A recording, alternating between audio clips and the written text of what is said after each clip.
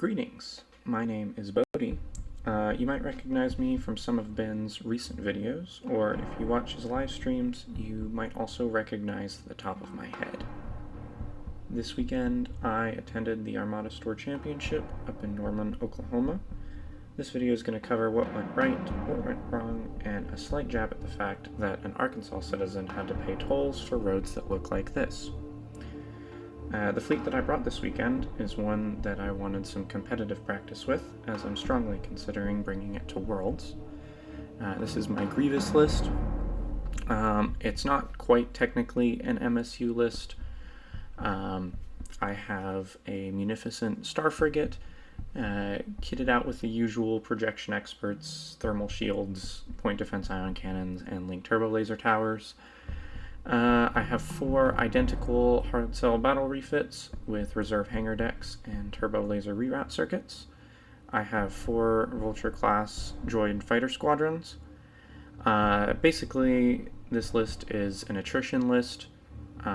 With the turbo laser reroute circuits, my hard cells can output almost guaranteed 4 or 5 damage with a Confire dial. Their flak is pretty good against squadrons, while my Vulture droids will tie them in place. All around, it's just built to be as consistent as possible, because I like that kind of thing in a fleet. I don't like when, I'm hoping that something works and then it doesn't. And so I really wanted something that's going to allow me to use my resources in the most effective and efficient way. My objectives, which every round I played first player, but in case I need them, I have Ion Storm. I chose this over Most Wanted because I don't have a flotilla to make my Most Wanted ship, and I wanted to be able to guarantee that my red objective will not be picked. Ion Storm is nasty if you've ever played it, and you can farm so many points with turbo laser reroute circuits. Instead of making it a double, you make it a crit, and you set all of the obstacles close to you, so your opponent is never going to be able to not have a objective token. It's really gross, so don't pick it. My yellow is capture the VIP. The plan for this one going in was to make the Munificent my objective ship, or at least pick up the token. I kind of had the false impression that the Munificent was a lot less likely to die than it actually is. In some of my previous games with this list, players would target the hard cells first, and removing that guaranteed damage from the board is something I wanted to avoid. So capture the VIP is here with the intention of making the Munificent the target.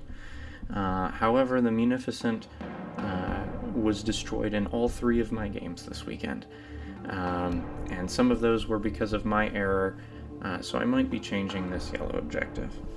And then finally, I have Infested Fields.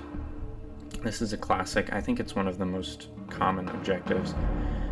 It works with this list because I'm able to farm the closest 3 obstacles with my Vulture droids, just get them off the field. And then I can use the Exogorths to add some flak dice to my anti-squadron attacks. I'm not really commanding my Vulture droids a whole lot, so the AI is not the most effective thing, and having the Exogorths there helps ensure that I don't just get completely swamped by bombers. Overall, I'm fairly happy with how the weekend went. I ended up in 8th place. I feel like I made some pretty big errors in my round 3, which I'll cover in a little bit, and I definitely could have done a lot better. However, for my first actual competitive test of this list, I'm happy with a 2-1 record. 16 tournaments points is okay. And an MOV of 286. In round 1, I played against another Separatist list. This was Brock Smith. who I beat 6-5.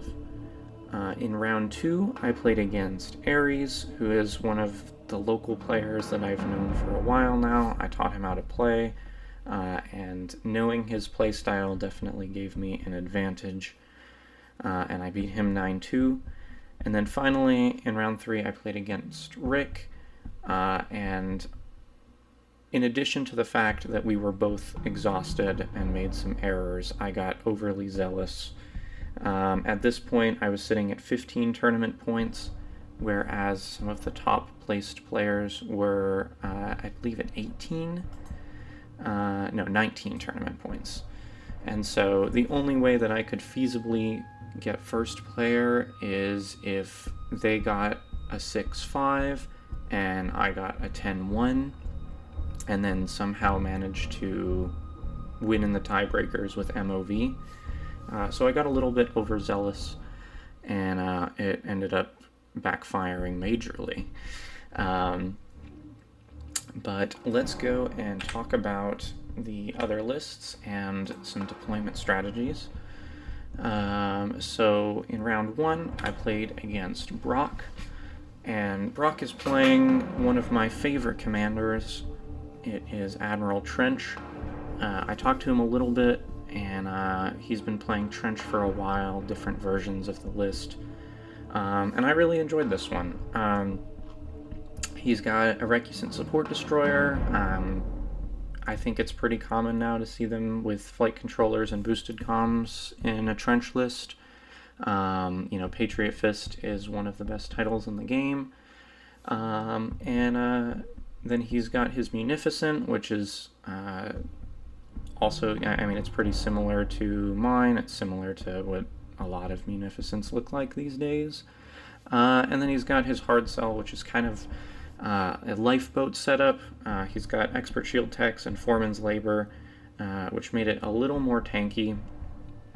And then he's got 6 squadrons, Wat Tambor, Flak, Aurfrock, and 2 Hyena-class droid bombers and 2 droid TIE fighters. He had a slightly higher bid than mine, and so he chose second player. My list being pseudo MSU wants to play first anyway, so I was happy with that choice. He gave me the objective choice between Surprise Attack, Asteroid Tactics, and Infested Fields. When I see a objective setup like this, I know that it's not really, obviously there's nothing that's farming related here. These are just kind of generically good objectives. Surprise Attack is a pain to play, and that one was the first one off the table. My list really relies on being able to consistently nav and con-fire, and dealing with the raid would be incredibly annoying, and I just didn't want to worry about that. Infested Fields is fine. It's kind of the reason why I play it. I just didn't want to worry about him moving the obstacles. Another thing about MSU is that they don't like their shots to be obstructed. And Infested Fields is a good, easy way to move obstacles and get some long-range shots obstructed. And so I also didn't want to deal with that. So I landed on Asteroid Tactics. The objective actually didn't really come up at all. There was one point where he placed a Exogorth in a way that I could either ram my own ship or overlap the Exogorth, and so I took 1 damage from that. And then there was one case where he overlapped an obstacle. However, he had no defense tokens to recover. It was in turn 5 or 6 where we were already running away. In round 2, I played Ares. Like I said, Ares is one of my friends. We've been playing together for a while now, and we decided to go to this tournament together. So before and after this, we were stuck in the car together for 3 hours. And his list, he's been flying variants of this for a while. Very early on in his Armada playing career, he found that he really enjoyed Ramadi and an onager. Some of his early lists were an onager and a Simoon with the Demolisher. Unfortunately, after the points changes, that list is impossible to build. And so he's kind of been experimenting with 2 gladiators, which is what he brought this weekend. And so he has his Onager Star Destroyer. He's got Governor Price and Sensor Team to guarantee accuracies. XI7s kind of work similarly. It's going to stop the efficacy of a redirect. Veteran Gunners, to help. You can spend your accuracies first and then get some more damage if you need it.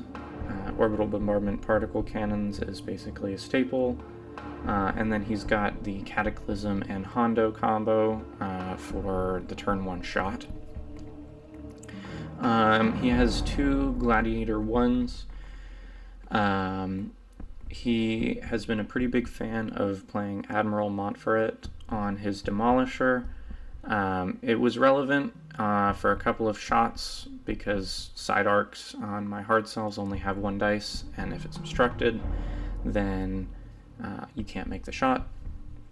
And so it saved it a bit of chip damage. However, for the first time in my about a year playing with Andrew, he actually ended up ramming one of my ships and discarding Montferrat. So I think that was partially due to his zealous use of engine techs.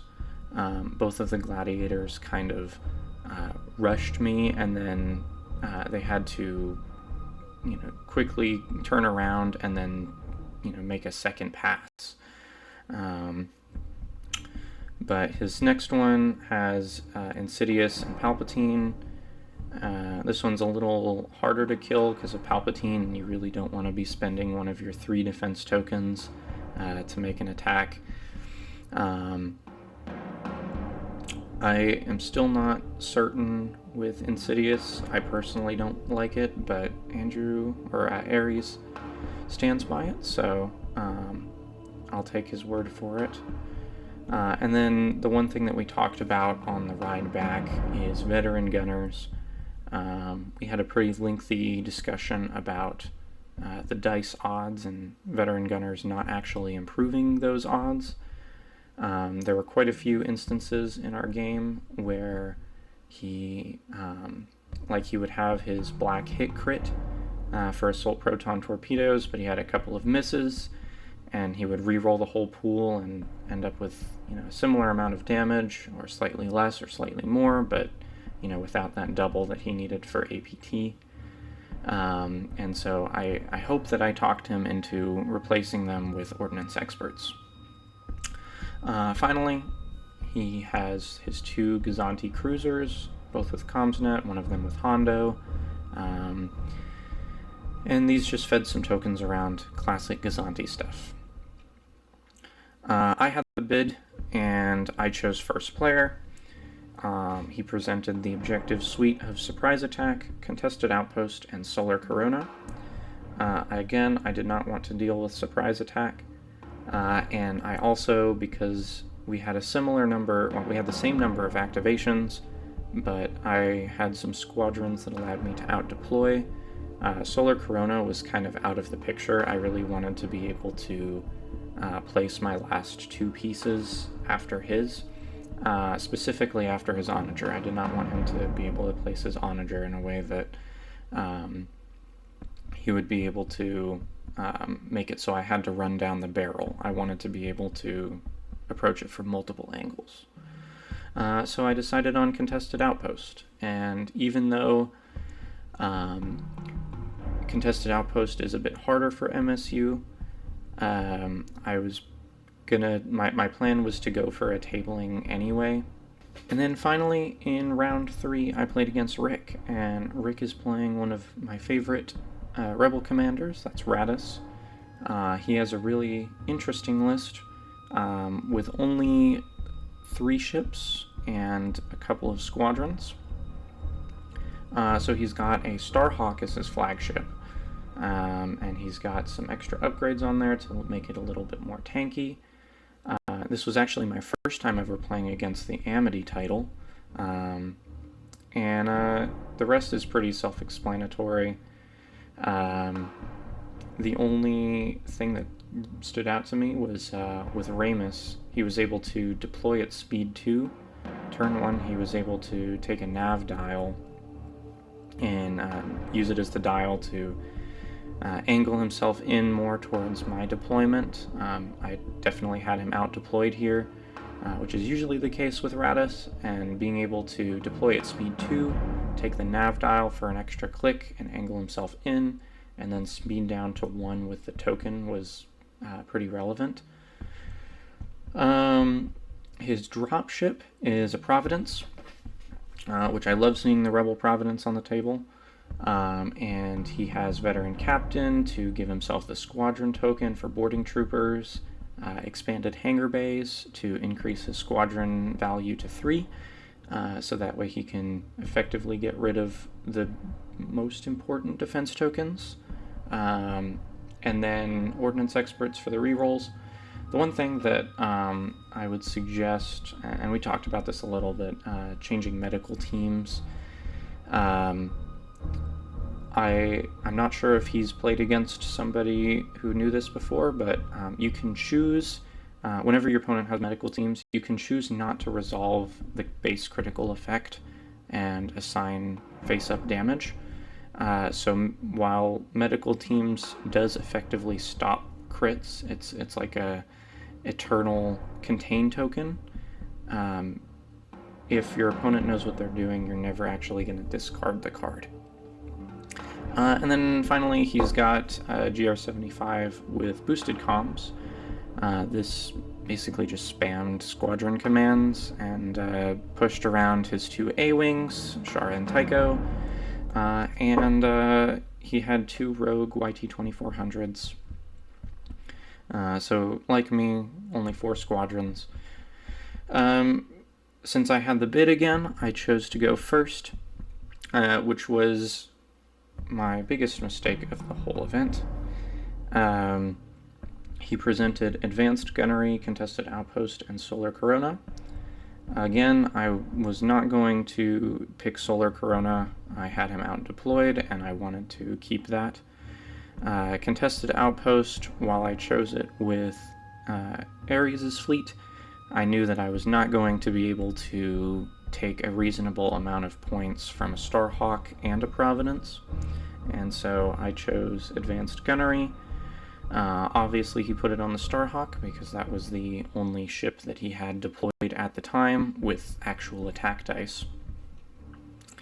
And I figured that it would be okay. I chose one of my hard cells as an objective ship. I was like, okay, cool, I can attack the Starhawk and the Providence with my front arc. And I was like, if I stay at long range, the extra dice won't actually matter. I assumed, so I know that my list can output enough damage to take out a Starhawk. And I know that my list can output enough damage to take out a Providence. However, the fact that Radis was able to deploy the Providence in a way that really interfered with the activation order that I wanted to take, he was able to force me into an awkward position. That and his really good use of pass tokens. He was able to force me to activate things in a way that I didn't want to, in fear of them dying. However, when there's a Providence at close range of a side arc of a hard cell, it's pretty difficult to avoid it dying. And so I basically just charged right in. He deployed his Providence, and it just kind of swept through.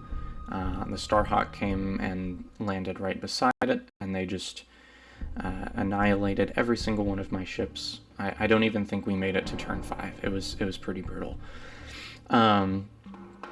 Definitely looking back, I should have realized that I did not have enough damage output to take down both ships, and I definitely should have avoided a situation where I was going to be in close range of the Providence. Looking back, even though it would have ensured that I don't get first place, I really wish that I had chosen second player and just gone for the classic run away and take the 6-5. It's possible I might have been able to, if he had falsely deployed his Providence, I might have been able to sneak around the back and poke out one of the two ships.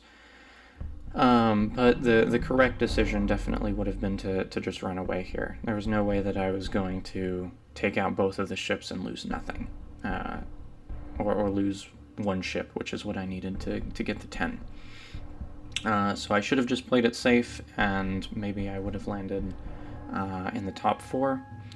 However, that is not what I did, and it was definitely a brutal match. I did end up killing the Providence. However, it forced me to either use my... I had 2 ships, I had 2 hard cells left, and I could either activate one of them, which had a shot and was basically guaranteed to kill the Providence, or I could activate the other one, which I needed to run away. I chose to get the 111 points from the Providence. However, and I don't know if this was intentional or not, I am going to give Rick the benefit of the doubt, but he actually had the bases swapped for his Starhawk and his Providence. And I didn't realize this until I was putting everything in the fleet builder in preparation for this video. But when he had his Providence there, I was like, the Providence has 6 shields. I don't remember it being that good. And then when I was getting closer to his Starhawk, I was like, oh, the Starhawk has 5 shields. I thought it had 6 for sure. I was definitely exhausted, and I didn't even make the full realization at the time. I don't think it would have mattered a whole lot, but with the extra shields that the Providence had because it was using the Starhawk base, and the fact that he was flacking with 2 red, I'm pretty sure he was using the actual Providence dice pools correctly. But I know for a fact there was one point where he flacked back with 2 red. So I'm pretty sure that it was just a mistake. Everyone was kind of tired. And I really hope so. But regardless, it would not have made a difference enough to affect placement a whole lot. If every decision was made exactly how it was, I would have been able to kill the Providence. It only had a couple of damage left on it on that final activation, so I would have been able to have killed the Providence on the previous turn and then run away with my last hard cell, and it would have been safe. So it would have been a 9-2 instead of a 10-1, which would have moved me up like 2 spots in the placement. So in the end, I ended up taking 8th place. The tournament and the World's Invite was won by Mr. Austin Reed, so congratulations. The top 3 were Austin, Rick, and Keeter. And overall, I had a really great time. The venue was nice. I wish that some of the standing tables were a little bit better. I didn't have very many opportunities to sit down, but that's like a minor complaint. Everybody that I met was absolutely fantastic, and I can't wait until next time that I get to go up and visit again. Going forward, I still plan on testing this list at least a little bit more. I would like to possibly test an option that replaces the Munificent with 2 hard cells. I think I'll have to cut some reserve hangar decks in order to make that work, but I felt multiple times that Projection Experts didn't end up doing much, at least as much as I wanted it to, and so I might be able to increase my activation count with 2 hard cells. There's also the possibility of trying with 2 Gazantes. I've tried a version of this list before, and I wasn't really a huge fan, but it might be worth taking another look at. I definitely want to revisit my objectives. I think Ion Storm and Infested Fields are fine, but I'm considering trying Planetary Ion Cannon instead of Capture the VIP. That way I can get some extra hits in and further pressure defense tokens. Well, I think that's going to do it for this video. I'll be back every now and then to record some stuff for Ben's channel. More interested in working with him and putting up my videos here, just so I don't have to work on developing my own followers. At least here, I already have people who I know love Armada. Thanks for listening to me for the last however long this has been. If you have any suggestions or critiques on the fleet, let me know. I would love to hear some opinions. And with all that being said, have a great rest of your day and be safe.